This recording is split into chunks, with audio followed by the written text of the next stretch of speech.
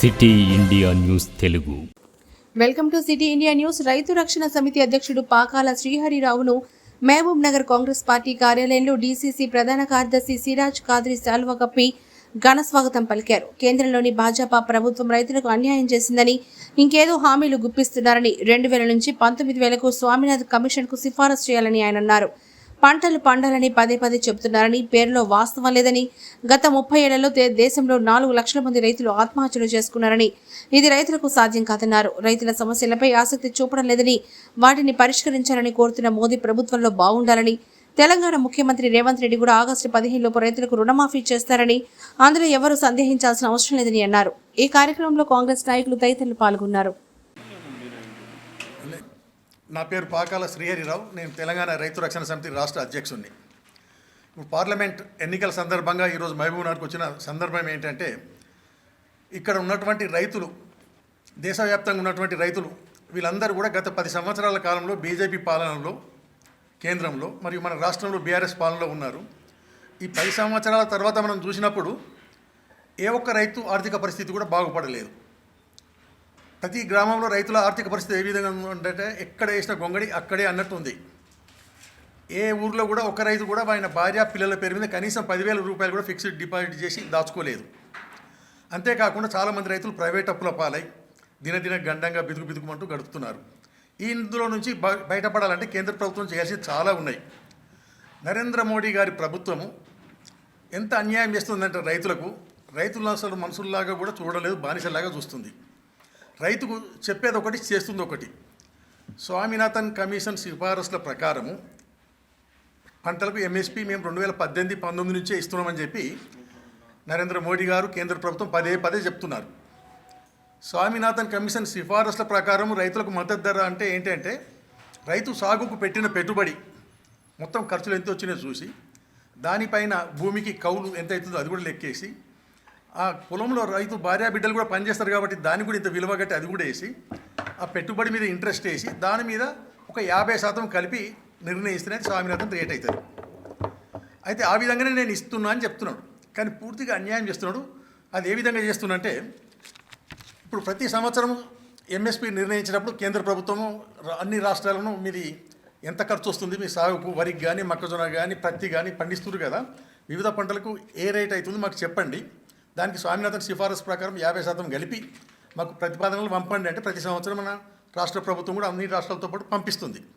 పంపించినప్పుడు మన రాష్ట్ర ప్రభుత్వం మొన్న 23-24 సంవత్సరాలు చూసినట్టయితే వరికి 5,076 రూపాయలు అయితే రైతుకు గిట్టుబాటు అవుతుంది స్వామినాథన్ ప్రకారం అని పంపించింది. స్పష్టంగా పంపింది రైతు నాయకులు రాసింది కాదు, రైతులం కాదు, రాష్ట్ర ప్రభుత్వంలో వ్యవసాయ శాఖ అధికారులు జాగ్రత్తగా లెక్కలేసి దీని మీద మళ్ళీ భూమి కౌలు కూడా లెక్కేసి మళ్ళీ కుటుంబానికి 50% అదనంగా ఇవ్వాలి కాబట్టి అది కూడా లెక్కేసి నిర్ణయిస్తారు.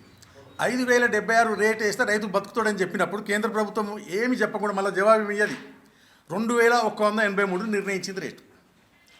5,000కు 50-100 తక్కువ చేసినట్టే అర్థం ఉంటుంది, కానీ 5,000 ఎక్కడ, 2,000 ఎక్కడ?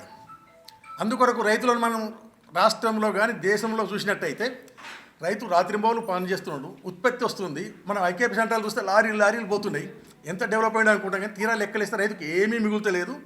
ఏదో పని చేయాలి కాబట్టి పని చేస్తుండ్రు, లోపలికి అవుతుంది రోజంతా. అలాగే మొక్కజొన్న చూసినట్టయితే 3,123 రేట్ నిర్ణయించాలని రికమెండ్ చేస్తే 2,090 పెట్టిండ్రు. కందులు కూడా బాగానే పడతాయి కదా, ఇక్కడ 11,166 రూపాయలు కందులకని చెప్తే 7,000 పెడుతున్నారు. అంటే నువ్వు ఎంఎస్పీలో రైతును నిజంగా దోచుకుంటున్నావు.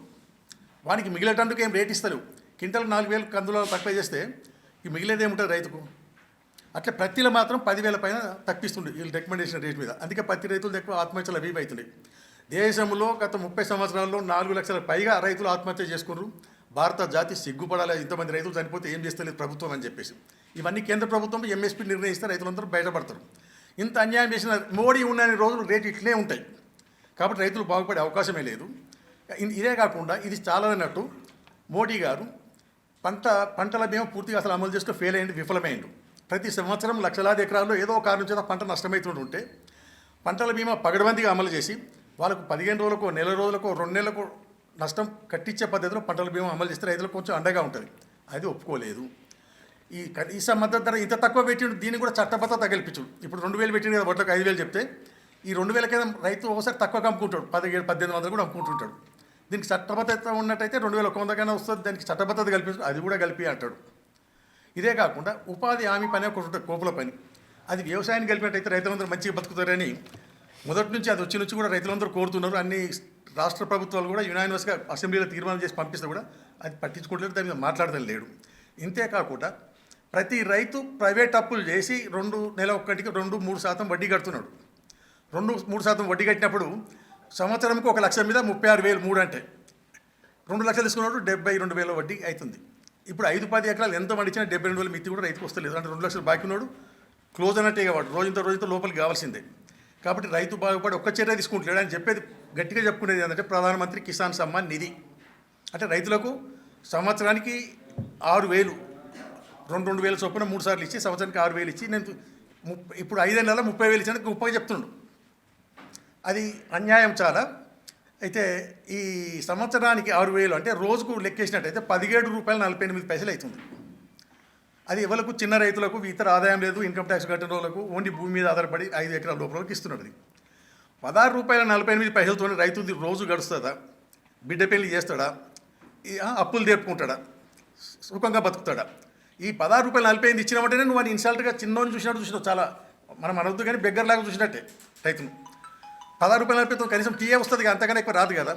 నువ్వు ఆదుకోవాలంటే గట్టిగా ఆదుకోవాలి, కానీ అది లేదు. మరి చెప్పడం మాత్రం 2016లో రైతు ఆదాయం రెట్టింపు చేస్తానని చెప్పిండు. రెట్టింపు చేస్తా అన్నాడు 22 వరకు. అసలు రైతు ఆదాయం పెరగడానికి ఒక్క నిర్ణయం కూడా తీసుకోలేదు. కొంతమంది బీజేపీ నాయకులు అంటున్నారు అక్కడక్కడ ఆల్రెడీ రెట్టింపు చేశాం కదా అంటున్నారు. అది ఎట్లా అంటే 2016లో రైతుకు ఆదాయం ఏం లేదు, జీరోనే, ఏం మిగులుతలేదు వ్యవసాయం చేస్తే. జీరోకి రెట్టింపు చేస్తే మళ్ళీ జీరోనే కదా. చేసిన రెట్టింపు అనుకో 300 చేసామనుకో, అట్లా ఇన్సల్ట్గా కూడా మాట్లాడుతున్నారు కొంతమంది. కాబట్టి రైతులందరూ కులాలకు, మతాలకు, రాజకీయాలకు అతీతంగా ఏకమై బీజేపీ పార్టీని గద్దెదీస్తేనే మనం బతికే అవకాశం ఉంది. మన రేట్లు పెరిగితేనే మనకు మన మంచి రోజులు వస్తాయి. ఇందుకు విరుద్ధంగా కాంగ్రెస్ ప్రభుత్వం ఏం చేసిందంటే ఈసారి ఇవి చూసారు, స్వామినాథన్ కమిషన్ అంటూ తప్పిస్తుండని చెప్పేసి స్వామినాథన్ సిఫారసు మేము పక్కా అమలు చేస్తామని కాంగ్రెస్ ప్రభుత్వం వాళ్ళు మేనిఫెస్టోలో పెట్టిండ్రు. అంతేకాకుండా పంట నష్టం జరిగితే 30 రోజుల లోపల నష్టపరిహారం ఇస్తామని చెప్పిండ్రు. ప్రకటించిన ఎంఎస్పీకి చట్టబద్ధత కూడా కల్పిస్తామని చెప్పిండ్రు. ఇందులో మళ్ళీ వీళ్ళు ఇవ్వలేదు మోడీ వాళ్ళు, బీజేపీ, మరి కాంగ్రెస్ వస్తే ఇదే వాళ్ళు కూడా ఇలాగే అంటారా అంటే మనం కొంచెం కాంగ్రెస్ పార్టీని నమ్మాల్సిన అవసరం ఉంటుంది. ఎందుకంటే కాంగ్రెస్కు బ్యాక్ బోన్ రాహుల్ గాంధీ గారు, సోనియా గాంధీ గారు ఉన్నారు. వాళ్ళు గతంలో 10 సంవత్సరాల అవకాశం ఉంటే కూడా ప్రధానమంత్రి పీఠ మీద కూర్చుంటందుకు ఎప్పుడు కూడా ఆశపడలేదు, అటు సైడ్ చూడలేదు. ప్రధానమంత్రి పదవిని త్యాగం చేసే వాళ్ళు ఇండియాలో ఎవరు ఉండరు కూడా, ఇంక్లూడింగ్ ప్రధానమంత్రి కూడా. ఇప్పుడున్న ప్రధానమంత్రి కూడా ఒక్కరోజు కూడా ఇష్టపెట్టారు ఆ పోస్టు. అసలు 10 సంవత్సరాలు ఆ పోస్ట్ వాళ్ళ చేతిలో ఉన్నప్పుడు కూడా ఎప్పుడు ఉండకుండా నిరంతర ప్రజాసేవలో వాళ్ళు ఉన్నారు. కాబట్టి వాళ్ళ త్యాగాన్ని మనం నమ్మాలి, వాళ్ళు చిత్తశుద్ధిని మనం నమ్మాలి, వాళ్ళు ఇచ్చిన మాటలను నమ్మాలి. వాళ్ళు ఇది అమలు చేసేటప్పుడు మళ్ళీ అధికారులు అడ్డం పడుతుంటాడు. రైతులకు ఏదైనా ఇద్దామంటే అధికారులు అందరూ ఒకటై రైతులకు ఇయ్యనియరు. అట్లా వచ్చినా కానీ ఎట్లా చూసినా కానీ క్వింటల్కు 1000 నుంచి 3000 అన్ని ప్రధాన పంటలకు పెరిగే అవకాశం ఉన్నది.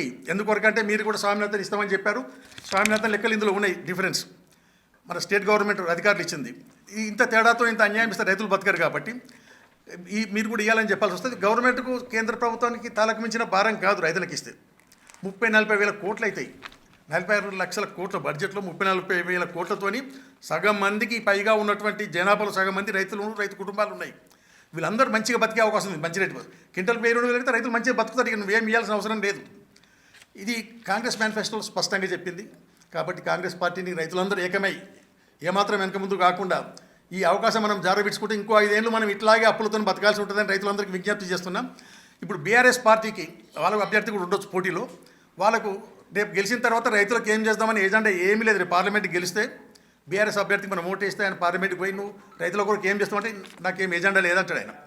అసలు తోడు రైతులకు ఉన్నా లేకున్నా ఒకటే. కాబట్టి రైతులందరూ ఏకమై కాంగ్రెస్ పార్టీని గెలిపించుకుందాం. సోనియా గాంధీ, రాహుల్ గాంధీ నాయకత్వాన్ని మనం బలపరుస్తాం. ఎందుకొరకంటే వాళ్ళు నిష్కల్మషంగా ప్రధానమంత్రి త్యాగం చేసి ప్రజల కొరకు దినరాత్రులు కష్టపడుతున్నారు. వాళ్ళకి వేరే ఏజెండా లేదు. దేశంలో కిందికి అణగారిన వర్గాలను వాళ్ళందరినీ పైకి తీసుకొద్దని ఆలోచనతో వాళ్ళు ఉన్నారు. ఇక్కడ మన రైతులందరికీ రుణమాఫీ మీద పెద్ద అనుమానం ఉంది. రేవంత్ రెడ్డి గారు ఆయన ఈ మధ్య అన్ని స్పీచ్లలో అంత గట్టిగా చెప్తున్నారు. కాబట్టి రుణమాఫీ గ్యారంటీగా అయ్యే అవకాశం ఉంది. నా చేతులు లేదు కాబట్టి నేను అయితే చెప్పలేను. అయ్యే అవకాశం ఎందుకంటే ఆయన ఎక్కడ పోయినా దేవుళ్ళపైన ప్రమాణం చేస్తుంటే ఎవరు మామూలుగా అయితే వాళ్ళు అట్లా ప్రమాణం చేయరు. కాబట్టి రైతులు ఏమాత్రం అనుమానం ఉన్నా తీసేసుకోండి. ఒకరోజు వెనక ముందు అయితే అంటే రాష్ట్ర పరిస్థితి పూర్తిగా దివాలా తీపించి పోయింది గత ప్రభుత్వం కాబట్టి అది ఆలస్యమవుతుంది. ఆగస్టు వరకు ఆయన ఏం ప్లాన్లో ఉండో ఏదో కానీ మనకు అందరికీ నమ్మకం కలగాలి, ఆయన చిత్తశుద్ధిని నమ్మాలి, ఆయనకు మనసులో ఇవ్వాలని ఉన్నది కాబట్టి అన్ని దేవుళ్ళ మీద కూడా ఎక్కడ పోయినా ప్రమాణాలు చేసిన మంచిగా కాబట్టి అసలు తప్పు పనులు ఎవరు చేయరు కాబట్టి అది రైతులకు రుణమాఫీ కూడా అవుతుంది. కాబట్టి తెలంగాణ రైతులందరూ మన రాష్ట్ర ప్రభుత్వం చేస్తున్న పనులు కూడా చూడండి. కాబట్టి అందరు రైతులు కాంగ్రెస్ పార్టీకే ఓటేసి మన పార్టీని మనం గెలిపించుకోవాలి, లేకపోతే మన ఏలుకొని మనకు అన్నీ పొడుచుకున్నట్టు ఉంటుంది, వేరే పార్టీలకు పోతే విజ్ఞప్తి చేస్తుంటాం.